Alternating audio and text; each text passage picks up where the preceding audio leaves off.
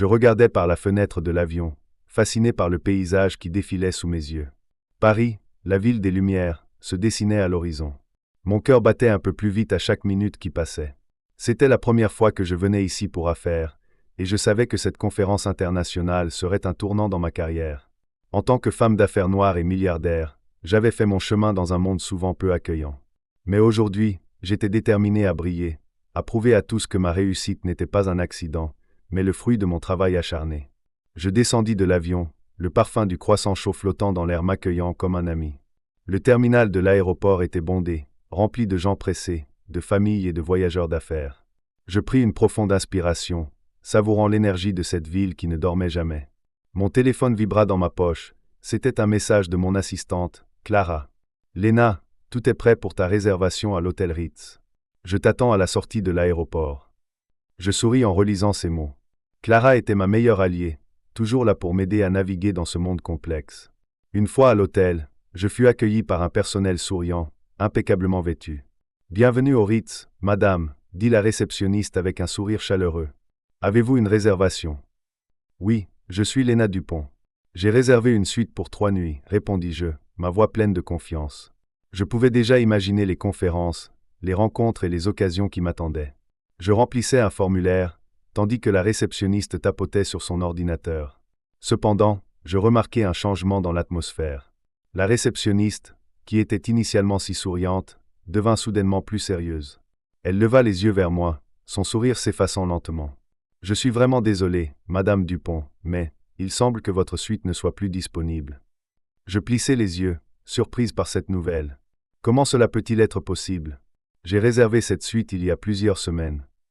Mon esprit commençait à s'emballer, mes doutes prenant le dessus. Pourquoi avait-on annulé ma réservation? Le ton de la réceptionniste était poli, mais je pouvais sentir une tension sous-jacente dans sa voix. « Je comprends votre frustration, continua-t-elle, mais je pouvais voir qu'elle était mal à l'aise. C'est un incident imprévu.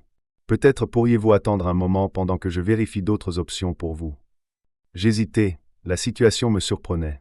Bien sûr, mais je dois dire que je ne comprends pas comment cela a pu se produire. Je m'efforçais de garder mon calme, mais les pensées tourbillonnaient dans ma tête. Était-ce vraiment un simple incident, ou y avait-il quelque chose de plus profond derrière cela? Je savais que dans le monde des affaires, les préjugés raciaux pouvaient encore jouer un rôle insidieux. Le réceptionniste fit quelques clics sur son ordinateur, puis leva à nouveau les yeux vers moi. « Je suis vraiment désolé, Madame Dupont. Toutes nos suites sont actuellement réservées. Je peux vous proposer une chambre standard, mais je crains qu'elle ne soit pas à la hauteur de votre réservation initiale. » Je sentis une montée de frustration. Vous devez comprendre que j'ai choisi cet hôtel pour son prestige et son exclusivité. Je ne peux pas accepter une chambre standard, surtout après avoir réservé une suite. Mes mots étaient fermes, mais je savais que je devais rester posé. Je ne voulais pas que mes émotions prennent le dessus. « Je comprends tout à fait, madame. Je vais voir ce que je peux faire, répondit-elle, toujours avec un sourire, mais je pouvais voir qu'elle savait que cela ne suffirait pas. Elle s'éloigna pour discuter avec un autre membre du personnel, me laissant là, planté au comptoir, le cœur lourd. Je observais les autres clients autour de moi, tous visiblement satisfaits de leur expérience. Je me demandais si l'un d'entre eux aurait jamais à vivre ce que je venais de vivre. Quelques minutes plus tard, la réceptionniste revint, un air visiblement désolé sur le visage. « Je suis vraiment désolé, madame. Je ne peux rien faire pour vous. Je vais vous donner le numéro d'un autre hôtel proche. Il devrait avoir de la disponibilité. » Je pris une profonde inspiration, tentant de calmer les émotions qui montaient en moi. « Merci, mais je vais réfléchir à mes options. » Je savais que je ne voulais pas céder à la frustration, mais la situation me semblait profondément injuste. Pourquoi un incident comme celui-ci m'arrivait-il à moi, alors que je venais avec des attentes si élevées? Je me retournai pour quitter le comptoir, mais un homme, vêtu d'un costume impeccable, s'approcha de moi. « Excusez-moi, madame, puis-je vous aider ?» Il avait l'air sincèrement préoccupé, son regard plein de compassion. « Je viens de vivre une situation un peu déconcertante, répondis-je, mon ton plus léger, mais toujours empreint de confusion. Ma suite a été annulée sans explication. »« Je comprends. C'est inacceptable. Laissez-moi parler à la direction, » proposa-t-il avec détermination. Je le remerciai, touché par son intervention. Peut-être qu'il y avait encore une chance que je puisse résoudre cette situation. Mais alors que je me tenais là, je ne pouvais m'empêcher de repenser à la façon dont ma présence était perçue. En tant que femme noire dans le monde des affaires, Je savais que des obstacles invisibles ne cessaient de se dresser sur mon chemin. Je ne voulais pas que mes doutes m'envahissent, mais l'ombre du racisme était une réalité à laquelle je ne pouvais échapper. Après quelques minutes, l'homme revint, le visage grave. « Je suis désolé, mais la direction a confirmé qu'il n'y a pas de suite disponible. Je vous conseille d'accepter la chambre standard ou de chercher ailleurs. » Je le remerciai encore, mais je savais que je devais partir. Cette situation ne me convenait pas. Je sortis de l'hôtel, le cœur lourd, les pensées tourbillonnant dans ma tête. Je ne voulais pas céder à la frustration, mais je savais que je ne pouvais pas ignorer ce qui venait de se passer. À mesure que je marchais dans les rues de Paris, je me sentais de plus en plus déterminé. Cet incident, bien qu'inhabituel, ne me définirait pas. J'avais traversé bien des épreuves pour arriver ici, et je savais que ma voix avait de la valeur. La ville, avec ses lumières scintillantes, semblait me murmurer que tout était encore possible. La lutte ne faisait que commencer, et j'étais prête à me battre pour ce que je méritais. Je suis assise sur le lit de ma nouvelle chambre d'hôtel, un établissement moins prestigieux que celui que j'avais initialement réservé. Les murs sont peints dans des teintes neutres, et la décoration, bien que simple, est propre et fonctionnelle. Je regarde par la fenêtre, observant les rues animées de Paris, mais mon esprit est ailleurs. Je ne peux m'empêcher de repenser à ce qui s'est passé à l'hôtel de luxe. Je sens une colère sourde monter en moi, mélangée à une profonde déception. Devrais-je dénoncer l'incident à la direction de l'hôtel initial? Mon téléphone vibre sur la table de nuit. C'est un message de Maude, une amie proche et collègue, qui sait à quel point je suis concerné par cette situation. « Comment ça va, Léna? J'ai entendu parler de ce qui s'est passé. Tu dois me raconter. » Je prends une profonde inspiration avant de répondre. Je suis dans un autre hôtel maintenant. C'est différent. J'essaie de digérer ce qui s'est passé. Jamie Sanstrahi. Maud répond presque immédiatement. Ça doit être difficile. Veux-tu que je vienne te voir? Je réfléchis un instant.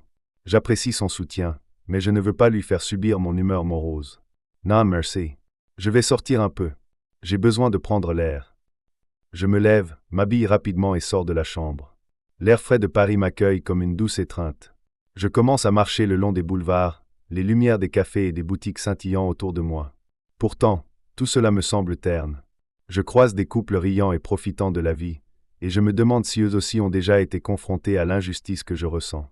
Je me rends dans un café, m'asseyant à une table à l'extérieur, espérant que le café noir que je commande va m'aider à me sentir mieux. En attendant, je sors mon ordinateur portable pour commencer à rédiger mes pensées. Peut-être que mettre des mots sur ce que je ressens m'aidera à clarifier mes idées. En regardant l'écran, je commence à taper. Aujourd'hui, j'ai été confronté à un incident qui m'a rappelé à quel point le racisme est encore présent dans notre société, même dans les lieux que l'on considère comme prestigieux. Mes doigts dansent sur le clavier, et je me sens un peu plus légère à chaque mot que je couche sur la page. Je me demande si je devrais en parler publiquement. Murmure-t-il, bien que je sois seul. Cela fait écho à une conversation que j'ai eue lors de la conférence, où d'autres leaders d'opinion ont partagé des expériences similaires. J'ai besoin de leur soutien. Mais je ne veux pas non plus être le porte-parole de la douleur. Léna. J'entends une voix familière, et je lève les yeux. C'est Thomas, un autre conférencier que j'ai rencontré. Il s'approche, un sourire chaleureux sur le visage. Salut, Thomas. Quelle surprise. Je me lève pour l'accueillir, un sourire se dessinant sur mes lèvres malgré le poids de mes pensées. J'ai entendu parler de ce qui s'est passé à l'hôtel. C'est unacceptable. Il s'assoit à ma table. Tu as pensé à en parler lors de la prochaine réunion? Je suis sûr que beaucoup d'entre nous te soutiendront. Je hoche la tête, touché par son soutien. Oui, j'y pense. Mais je ne veux pas que ce soit juste une autre histoire de victimisation. Je veux qu'on parle de solutions. Absolument. Tu es une femme d'affaires incroyablement influente, Léna. Ton expérience peut faire bouger les choses. Son regard est sérieux, et je vois qu'il pense vraiment ce qu'il dit. Je prends une gorgée de mon café, le goût amer m'aidant à me recentrer. Merci, Thomas. Ça compte beaucoup pour moi. Je me sens parfois si seul dans ce combat. Il acquiesce. Je comprends. Mais tu n'es pas seul. Nous sommes tous ensemble dans ce combat. Les gens doivent comprendre que ce n'est pas seulement une question de couleur de peau, mais de dignité humaine. Nous continuons à discuter de la conférence, des défis rencontrés par les personnes de couleur dans le monde des affaires, et de l'importance de l'unité. Chaque mot qu'il prononce résonne en moi, renforçant ma détermination à agir. Lorsque nous nous séparons, je me sens un peu plus forte. Je retourne à mon hôtel, le cœur un peu plus léger. Je décide qu'il est temps d'écrire une lettre à la direction de l'hôtel où j'avais réservé ma suite. Je veux qu'ils sachent exactement ce que j'ai ressenti. Je veux aussi m'assurer que d'autres comme moi ne subiront pas la même humiliation. De retour dans ma chambre, je m'assois à mon bureau et commence à rédiger la lettre. À la direction de l'hôtel et non de l'hôtel. Je me force à être poli, mais je ne peux m'empêcher d'exprimer ma frustration. En tant que cliente, je suis profondément déçu par la manière dont j'ai été traité. Alors que je tape, une pensée me traverse l'esprit. Cet incident pourrait être l'occasion de sensibiliser davantage de gens sur les préjugés raciaux dans l'industrie hôtelière. Je me souviens des conversations que j'ai eues avec d'autres leaders d'opinion lors de la conférence, et je commence à imaginer un article qui pourrait circuler sur les réseaux sociaux. Je pourrais partager mon expérience et encourager d'autres à faire de même. Alors que je termine ma lettre, je sens une montée d'énergie en moi. Je sais que ce n'est que le début. Je vais parler, et je vais le faire d'une manière qui compte. Je vais faire entendre ma voix. Le lendemain, pendant la conférence, j'aurai l'occasion de partager mon histoire. Je sais que cela ne sera pas facile, mais je suis prête. Je regarde par la fenêtre, la ville de Paris s'étendant devant moi, et je sens que je suis sur le point de commencer un nouveau chapitre. Je me tenais devant le miroir de ma chambre d'hôtel, le reflet de ma propre anxiété me fixant droit dans les yeux. La conférence de presse que j'avais décidé d'organiser approchait à grands pas, et un mélange d'excitation et de peur me traversait l'esprit. Mes amis et collègues m'avaient encouragé à partager mon expérience. « Il est temps que ta voix soit entendue, Lena », m'avait dit Sarah, une amie proche et confidente. Mais, à cet instant précis, je ne pouvais m'empêcher de me demander si j'étais prête à me dévoiler ainsi, à exposer mes blessures au grand jour. Je pris une profonde inspiration et lançai un dernier regard à mon reflet. « Tu es forte, Lena. Tu as surmonté tant de choses », murmurai-je presque pour me rassurer. Mon téléphone vibra sur la table de nuit, et je le saisis. C'était un message de David, mon partenaire d'affaires. « J'ai hâte de te voir à la conférence. Tu es prête ?» Je tapai rapidement une réponse. « Je vais faire de mon mieux. » Mais au fond de moi, je savais que cela ne suffirait pas. Je devais être plus que prête, je devais être déterminée. En arrivant au lieu de la conférence, un hôtel chic, un mélange de journalistes, d'amis et de soutien m'attendait. L'atmosphère était électrique, et je pouvais sentir le regard des autres sur moi. Chaque pas que je faisais vers le podium me semblait aussi lourd qu'un fardeau. Je pris place au centre de la scène, et le murmure des conversations s'éteignit lentement. Les yeux étaient rivés sur moi. « Bonjour à tous, et merci d'être ici aujourd'hui. » Commençai-je, ma voix tremblante. « Je m'appelle Lena, et je suis ici pour partager une expérience qui m'a profondément marqué. » Je me forçai à regarder le public dans les yeux, à voir les visages qui m'écoutaient. Je pouvais distinguer des expressions d'attente, de curiosité, mais aussi d'empathie. Je continuai, les mots se bousculant dans ma tête. Récemment, j'ai été victime d'une discrimination raciale à Paris, dans un hôtel de luxe où j'avais réservé une suite. À mon arrivée, on m'a informé que ma réservation avait été annulée, sans explication. Les murmures dans la salle se firent plus présents, et je vis des journalistes se pencher en avant, prenant des notes. Je pris une profonde inspiration pour me donner du courage. Ce qui m'a le plus blessé, ce n'est pas seulement la perte de ma chambre. C'est le sentiment d'être jugé sur la couleur de ma peau, comme si mon succès et mes réalisations n'avaient aucune valeur. Mes yeux se remplirent d'émotion, mais je savais que je devais continuer. Je suis ici pour dire que ce type de comportement est inacceptable. Nous devons nous battre contre ces préjugés, non seulement pour nous-mêmes, mais aussi pour les générations futures. La salle était silencieuse, et je pouvais sentir que mes mots résonnaient. Je poursuivis en évoquant les défis que les personnes de couleur rencontrent dans le monde des affaires. Nous travaillons dur, nous nous battons pour notre place, mais nos efforts sont souvent éclipsés par des stéréotypes qui nous déshumanisent. À mesure que je parlais, je me sentais de plus en plus forte. Je voyais des têtes hochées en signe d'approbation, des visages illuminés par la compréhension. Je savais que je ne parlais pas seulement pour moi, mais pour toutes les voix qui avaient été étouffées. Ensemble, nous pouvons créer un changement. Je ne suis pas ici pour me plaindre, mais pour appeler à l'action. J'invite chacun d'entre vous à se lever contre le racisme, où qu'il se manifeste. Lorsque je terminai mon discours, un tonnerre d'applaudissements éclata dans la salle. Je me tenais là, le cœur battant, réalisant que ma vulnérabilité avait touché les autres. Je sortis de la scène, encore sous le coup de l'émotion. Des journalistes m'entourèrent, posant des questions sur mon expérience et sur mes projets futurs. Je répondais avec passion, chaque mot renforçant mon engagement à combattre l'injustice. « Lena, pensez-vous que votre histoire peut réellement provoquer un changement dans l'industrie hôtelière ?» demanda l'un d'eux. Je réfléchis un instant avant de répondre. Je l'espère sincèrement. Chaque histoire compte, et si la mienne peut ouvrir les yeux des gens et les encourager à agir, alors cela en vaut la peine.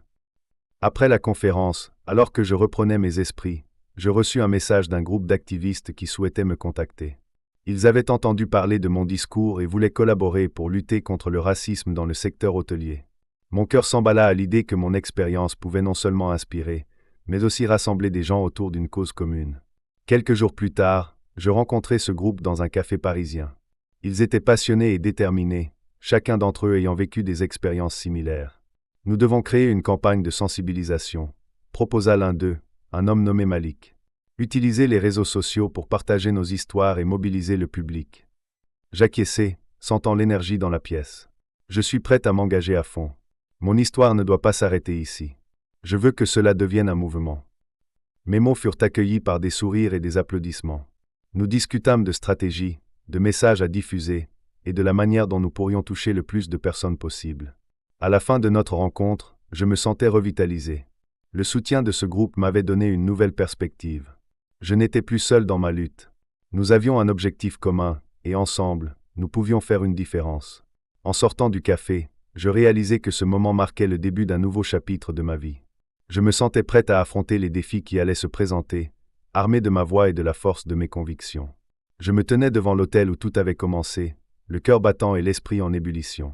Les manifestants s'étaient rassemblés, brandissant des pancartes aux slogans percutants, et je sentais une énergie collective vibrer dans l'air. C'était incroyable de voir tant de soutien, mais en même temps, une part de moi se sentait vulnérable. Ce n'était pas seulement ma lutte, c'était celle de tant d'autres qui avaient été injustement traités. « Regarde, Lena. Ils sont avec nous !» s'exclama Amira, une des activistes qui avait pris contact avec moi après ma conférence de presse. Son enthousiasme était contagieux, mais je ne pouvais m'empêcher de ressentir une pression immense. Je me tournai vers elle, le sourire aux lèvres, tentant de masquer mon inquiétude. « Oui, c'est formidable, mais j'espère que cela suffira à faire bouger les choses, répondis-je, ma voix tremblante trahissant mes doutes.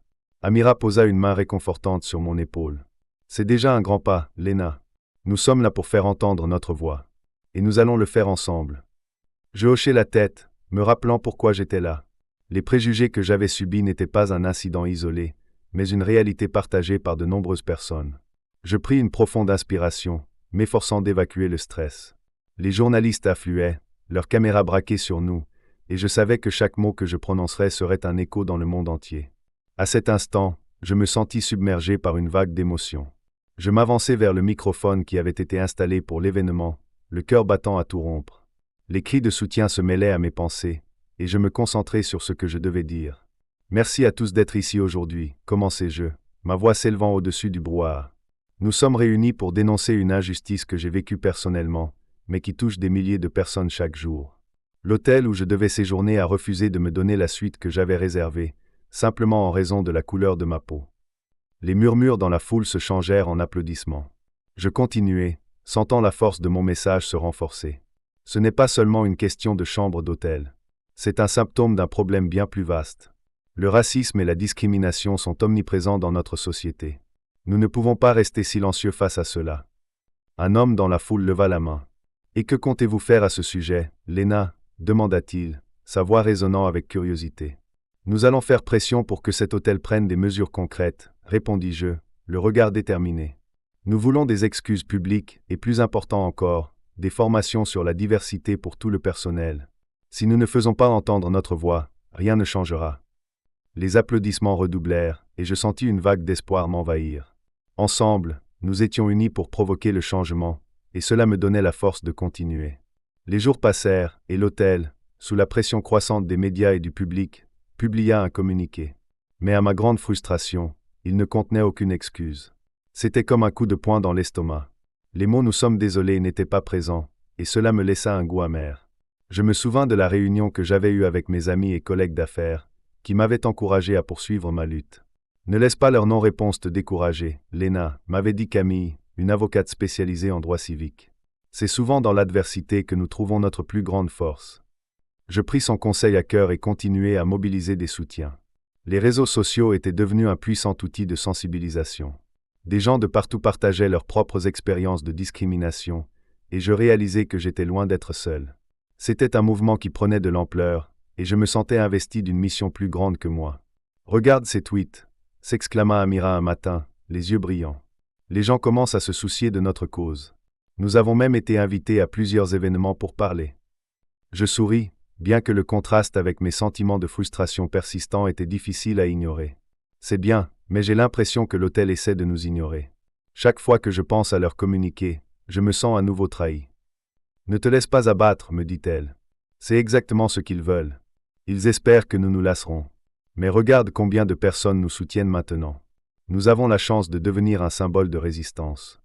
Ces paroles résonnaient en moi. Je réalisais qu'il ne suffisait pas de se battre pour ma propre expérience. Il s'agissait également de donner une voix à ceux qui n'en avaient pas. Cela me donnait un sens à tout cela, et je me sentais plus déterminé que jamais à poursuivre notre combat. Les invitations à parler affluaient. Chaque événement était une nouvelle opportunité de sensibiliser le public, de partager notre histoire et de mobiliser encore plus de soutien. Mais chaque fois que je prenais la parole, je ressentais une pression immense. La peur de ne pas être suffisamment convaincante, de ne pas rendre justice à ceux qui avaient souffert comme moi, me suivait comme une ombre. Un soir, après un discours particulièrement émouvant dans une université, une jeune femme s'approcha de moi. « Merci pour ce que vous faites, Léna, dit-elle, les larmes aux yeux. J'ai vécu quelque chose de similaire, et entendre votre histoire m'a donné du courage. » Ces mots résonnèrent profondément en moi. C'était la raison pour laquelle je continuais, même lorsque l'angoisse et le doute s'insinuaient dans mon esprit. Je voulais inspirer, je voulais que d'autres se sentent puissants face à l'injustice. Alors qu'une nouvelle journée se levait, je me tenais devant le miroir, me préparant pour une autre intervention. Je savais que le chemin serait long et semé d'embûches, mais je réfléchissais à tout ce que nous avions accompli jusqu'à présent. Le mouvement prenait de l'ampleur. Des personnes de tous horizons commençaient à se rassembler pour faire entendre leur voix, et je me sentais plus forte que jamais. « Je suis prête », murmurai-je à mon reflet, déterminé à continuer ce combat pour la justice et l'égalité. Je n'oublierai jamais le moment où j'ai reçu l'appel du grand réseau de télévision. Je venais de sortir d'une réunion avec des activistes, où nous avions discuté des prochaines étapes de notre mouvement. Mon téléphone vibrait frénétiquement dans ma poche, et quand je l'ai enfin sorti, j'ai vu le nom de la chaîne s'afficher à l'écran. Mon cœur a fait un bond. « Allô ?»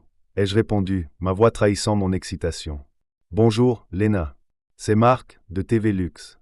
Nous avons suivi votre histoire de près, et nous pensons qu'il est crucial de la partager avec le public. Souhaitez-vous collaborer à un documentaire sur la discrimination raciale dans l'industrie hôtelière ?» Un frisson d'adrénaline a parcouru mon corps.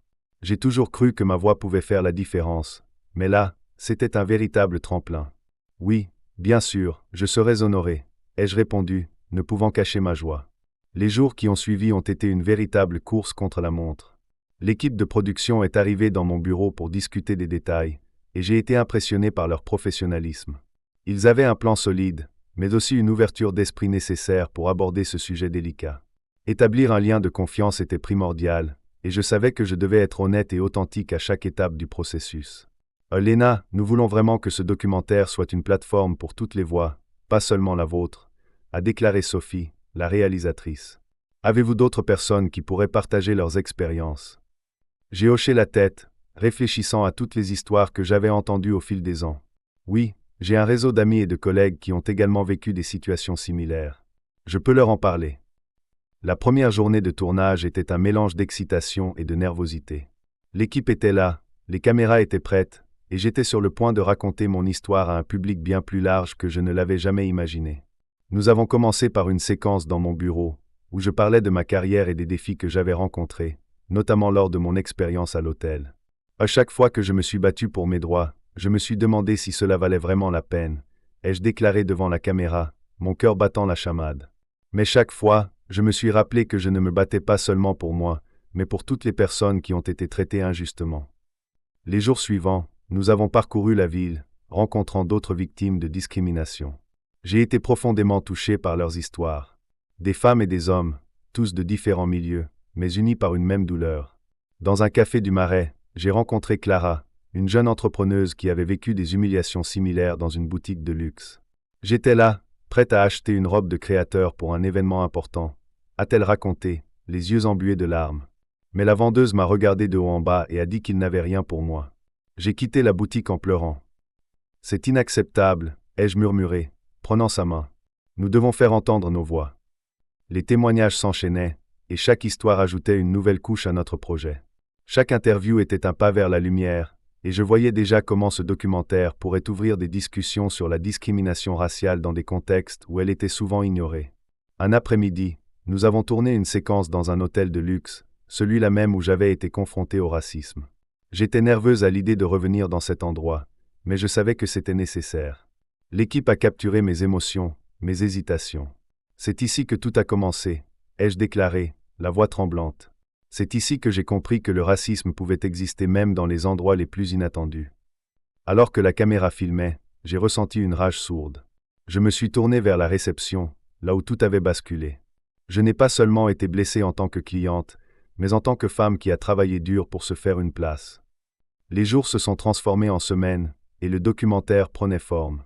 Les discussions sur les réseaux sociaux explosaient, et je ne pouvais pas croire l'impact que cela avait déjà. Les gens partageaient leurs propres histoires, et je voyais des hashtags comme #Justice pour Lena et #Voix de la discrimination devenir tendance. Chaque message me donnait du courage, mais aussi une responsabilité énorme. Un soir, après une journée de tournage, je me suis assise avec Sophie pour discuter du chemin parcouru. Ce que nous faisons ici est vraiment important, Lena. Les gens ont besoin d'entendre ces histoires, a-t-elle dit, son regard sérieux. Nous sommes en train de créer quelque chose qui pourrait changer des vies. Je lui ai souri, reconnaissant d'avoir une alliée aussi passionnée à mes côtés. Je le sais, je le sens. Chaque histoire compte, et ensemble, nous pouvons faire la différence. La veille du lancement du documentaire, l'excitation était palpable. Les médias étaient en émoi, et les invitations affluaient. Je me suis retrouvé dans un tourbillon d'interviews et de discussions, mais je savais que je devais rester concentré. Ce qui comptait, c'était le message que nous allions transmettre. Le jour de la première, le théâtre était plein à craquer. J'étais nerveuse, mais en même temps remplie d'une énergie incroyable. Lorsque je suis montée sur scène pour introduire le film, j'ai ressenti une vague d'émotion. Merci à tous d'être ici aujourd'hui. Ce documentaire n'est pas seulement mon histoire, mais celle de milliers d'autres qui n'ont jamais eu l'occasion de se faire entendre. Le film a commencé, et j'ai vu les visages se transformer au fur et à mesure que les histoires se déroulaient. Des rires, des larmes, des murmures de colère. À la fin, une ovation debout a éclaté. Les gens se levaient, applaudissant non seulement le film, mais aussi le message qu'il portait. Je savais à ce moment-là que nous avions réussi. Le documentaire avait non seulement suscité des émotions, mais il avait également ouvert la porte à des conversations essentielles sur le racisme et la discrimination dans le secteur du luxe. J'étais devenu une porte-parole, pas seulement pour moi-même, mais pour tous ceux qui avaient été réduits au silence. En sortant du théâtre, je me suis tourné vers Sophie, qui avait les larmes aux yeux. On a fait quelque chose de grand, Lena. Oui, et ce n'est que le début, ai-je répondu, le cœur battant d'espoir. Je me tenais devant mon miroir, le cœur battant, alors que je préparais ma tenue pour la première du documentaire. Mes mains tremblaient légèrement, malgré ma détermination à ne pas laisser la peur prendre le dessus. J'avais reçu des menaces anonymes, des mots durs, des messages qui cherchaient à me faire taire. Mais je savais que je ne pouvais pas céder. Je devais être forte, non seulement pour moi-même, mais aussi pour toutes les voix qui se battaient dans l'ombre. « Lena, tu es prête ?» m'a demandé Sarah, ma meilleure amie, en entrant dans ma chambre. Elle avait toujours ce don de ramener un peu de lumière dans les moments les plus sombres. Je me suis retourné pour lui faire face, essayant de masquer mon anxiété avec un sourire. « Oui, presque. Juste besoin d'un moment, » ai-je répondu. Sarah a hoché la tête et s'est approchée. Elle a pris ma main et l'a serrée. « Écoute, peu importe ce qui se passe ce soir, tu es déjà une gagnante. Tu as fait entendre ta voix, et c'est ce qui compte le plus. » Ces mots résonnaient en moi. Je me suis rappelé de toutes les luttes que j'avais traversées, des injustices que j'avais dénoncées. Je ne pouvais pas laisser la peur m'arrêter maintenant. Je devais m'affirmer. En arrivant au cinéma, une foule de journalistes et de supporters m'attendaient.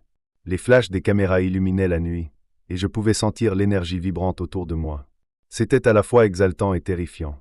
Alors que je marchais sur le tapis rouge, j'ai aperçu des visages familiers dans la foule, des amis, des collègues, et même des inconnus qui avaient été touchés par mon histoire. À chaque pas, je réalisais l'ampleur de ce que j'avais accompli. « Lena, par ici !» a crié un journaliste. Je me suis arrêté, me tournant pour faire face à lui. « Que pensez-vous de la réaction de l'hôtel suite à votre documentaire ?» a-t-il demandé, son stylo prêt à noter chaque mot. « Je pense que notre voix est puissante, et il est temps que des changements soient apportés, » ai-je répondu, en essayant de garder ma voix ferme. Nous ne devons pas avoir peur de dénoncer les injustices. La première a débuté dans une salle comble. Je pouvais sentir l'excitation et l'anticipation dans l'air. Le documentaire allait être projeté, et j'étais nerveuse à l'idée de voir les réactions du public. J'ai pris place parmi mes amis, et avant que les lumières ne s'éteignent, j'ai pris une profonde respiration. Le film a commencé.